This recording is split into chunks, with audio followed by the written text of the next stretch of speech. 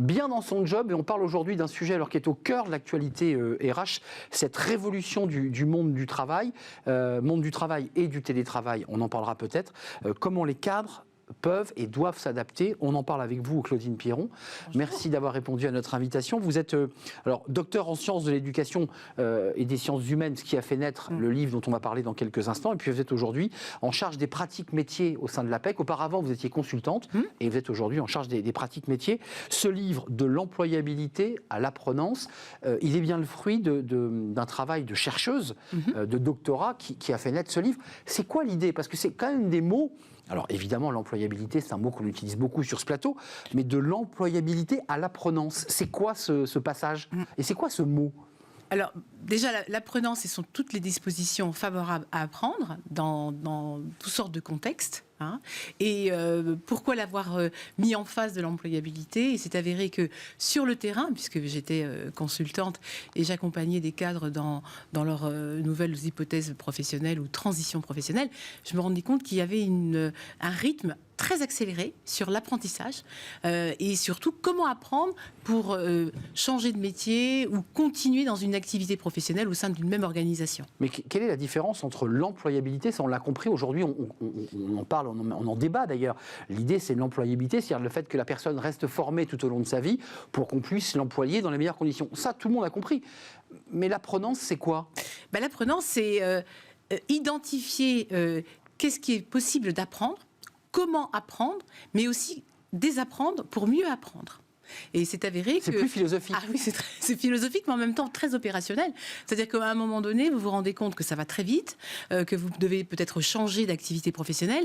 Donc il va falloir intégrer un certain nombre de connaissances. Mais alors comment pense au numérique. Exactement, le numérique, qui justement accélère nos capacités cognitives. Et en même temps, ça redessine complètement la configuration de l'apprentissage en continu. La chercheuse que vous êtes et aujourd'hui en charge des pratiques métiers à l'APEC, comment elle rend concret ce concept? Comment elle réussit lorsqu'elle est confrontée à des situations de cadres, femmes et hommes? Comment vous réussissez à implémenter ce mot apprenance? Alors, justement, dans le cadre de comment je me redéfinis dans un projet professionnel plus adapté au regard de ce contexte économique très imprévisible, incertain, et en particulier face à cette pandémie, où le télétravail, mais également aussi des activités qui ont disparu, j'identifie dans quelle mesure je peux apprendre. Est-ce que j'ai la capacité d'apprendre? Parce que c'est ça aussi l'apprenance. C'est quel est mon désir d'apprendre, comment j'apprends et de quelle manière je vais pouvoir mettre en place une stratégie d'apprentissage. Mais est-ce qu'il y a une angoisse aujourd'hui chez les cadres? Parce que c'est vrai que, je dirais, les cadres de plus de 45 ans, on a eu ces débats sur les seniors qui nous dit-on, démarrent dès 45 ans. Est-ce qu'il y a une angoisse chez eux? Est-ce qu'ils ont le sentiment qu'à un moment donné, ils ne sont peut-être pas formés suffisamment et qu'ils vont devoir accélérer le rythme? Est-ce qu'il y a cette angoisse-là un peu existentielle finalement? Alors déjà, je vais vous dire, Arnaud, je ne suis pas trop d'accord sur le dire que c'est les seniors. Pour toutes les populations, toutes les populations aujourd'hui, ça va de 18 à 55 ans, 65 ans, va devoir travailler, mais en même temps apprendre. Donc je pense que là, c'est plutôt comment je vais apprendre, mais identifier aussi là où c'est porteur. Comment je vais apprendre à explorer, comment je vais être en capacité d'anticiper. Et c'est peut-être plutôt ça que là où on a peut-être des leviers, c'est notre capacité d'adaptation et d'anticipation. Et au regard de tout ça, c'est comment je vais organiser ma stratégie de recherche d'emploi ou de réorganisation ou de reconversion professionnelle. Alors vous évoquez un concept, ce serait intéressant que vous le développiez, là je m'adresse à la chercheuse, le concept VUCA, c'est quoi? Ah oui, alors c'est un peu tout ce qui est imprévisible, dans un contexte imprévisible, fluctuant, c'est en même temps la complexité, parce que de plus en plus on est dans des environnements complexes, imprévisibles, et qui entraînent d'ailleurs des mutations permanentes. Donc ça veut dire que maintenant on est amené à identifier, repérer, explorer, et ensuite on peut vérifier de quelle manière je vais apprendre pour me permettre peut-être de rebondir professionnellement. Comment font les entreprises pour faire passer ce concept d'apprenance? Elles disent quoi à leurs collaborateurs? Qu'est-ce que disent les services RH à leurs cadres? Vous devez, il faut, il y a des injonctions. Comment on fait pour finalement prendre conscience qu'il est nécessaire de se former tout au long de sa vie? Alors, dans ma recherche, on est plutôt sur un angle où c'est auto-apprenance. J'entends bien. Oui, Donc, on se prend en main soi-même, on prend son destin en main. On prend son destin en main, son devenir professionnel, auto-apprentissage, auto-régulation. Alors oui, ouvrons peut-être l'horizon des plans de formation, des plans de développement des compétences, où là on doit intégrer aussi ce type de formation qui est plutôt dans des situations professionnelles. D'ailleurs, vous avez un certain nombre de dispositifs aujourd'hui qui y amènent. C'est l'analyse des situations professionnelles, donc c'est amener les gens à observer ou à rencontrer pour pouvoir justement élaborer de nouvelles connaissances et peut-être un nouveau métier. Qu'est-ce que vous leur donnez comme conseil à ces cadres-là? Vous êtes sur un plateau de télévision, vous avez fait une étude, une recherche approfondie. Ce livre leur est destiné, nous sommes d'accord? Ah oui, tout à fait. Qu'est-ce que vous leur donnez comme conseil? Moi, mon conseil vraiment pragmatique, c'est identifier tout l'écosystème aujourd'hui des nouvelles technologies, des nouveaux métiers émergents, métiers porteurs, et puis se poser et regarder aujourd'hui un constat en fait personnel sur ses compétences opérationnelles, ses connaissances, et dans quelle mesure aujourd'hui il y a peut-être des compétences transférables ou transposables. Et là, on peut identifier à travers justement ce travail, qu'est-ce que je dois apprendre et comment je vais apprendre. Dans votre étude, si je me trompe, il y a 196 cadres qui ont été hommes et femmes, 123 questions, donc c'est quand même très dense. Énorme.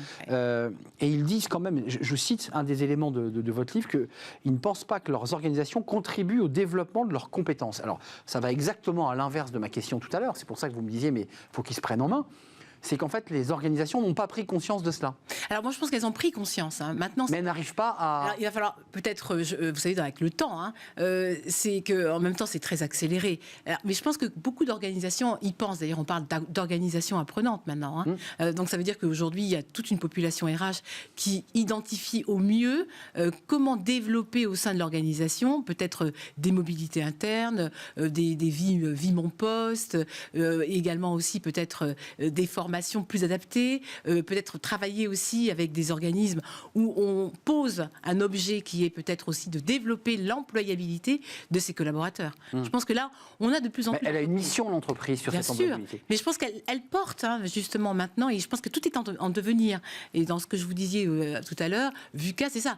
Il y a une telle complexité, une telle imprévisibilité. Regardez, il y a 2 ans, est-ce qu'on aurait pensé se retrouver en télétravail permanent? D'ailleurs, regardez déjà même l'employabilité en télétravail. C'est 2 choses aussi à étudier peut-être après ma thèse. Employabilité et télétravail. Comment on continue d'apprendre tout en ayant ces réunions Teams, Zoom, on est zoomiste, teamiste, vous avez vu, et en même temps se construire peut-être des temps de pause pour pouvoir apprendre. Et c'est ça, toute la complexité aujourd'hui, c'est que, ça. Bien sûr, c'est continuer à être employable, rebondir, tout en apprenant, mais comment apprendre? Et comment apprendre avec le débat de comment je libère du temps sur un emploi du temps qui est souvent très chargé quand on est cadre. C'est pas simple. Sur les vacances, on demande à l'employeur de libérer du temps. Comment on fait là très concrètement? Alors, beaucoup ont envie d'apprendre une langue, de se former à l'informatique, à avancer, mais il n'y a pas de temps.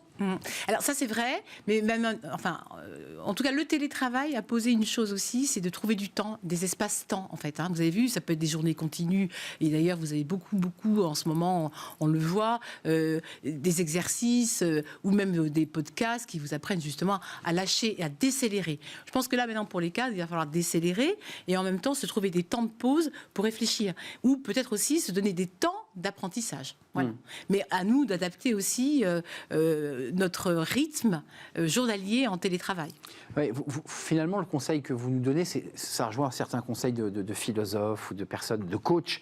C'est prenez un peu de recul sur ce que vous faites, observez, analysez, faites un pas de côté. Et là, vous pourrez diagnostiquer, puis ensuite apprendre. C'est un peu ça, la philosophie. Oui. C'est poser un diagnostic sur ce qu'on a appris, sur ce qu'on a plus envie d'utiliser. Ce qu'on veut jeter, ce qu'on veut garder. Voilà, ce que vous voulez conserver, abandonner. C'est un travail régulier, en tout cas vraiment de autorégulation permanente, où vous avez à travailler sur votre potentiel. C'est vrai qu'il faut du temps, mais il faut se laisser du temps pour justement construire cette apprenance. C'est presque une méthode venue de Chine. Il y a quelque chose de très asiatique dans cette espèce d'idée de ne pas être dans la rapidité absolue, de s'user, mais plutôt de de regarder. Le pas de côté, j'aime beaucoup cette expression, c'est le pas de côté, c'est le prendre le temps de se dire, j'ai une carrière, mais comment aujourd'hui l'optimiser, comment je m'adapte, comment j'anticipe. Et comment je la fais durer, si je peux me permettre. Exactement. Voilà, se maintenir dans l'emploi.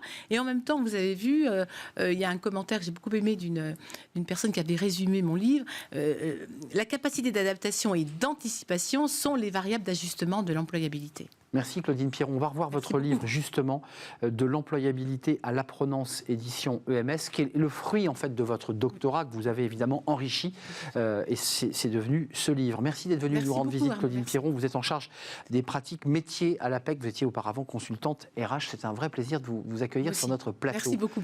Les entreprises s'engagent avec un jeune, une solution. Des entreprises qui embauchent évidemment. On en accueille une dans quelques instants après le jingle.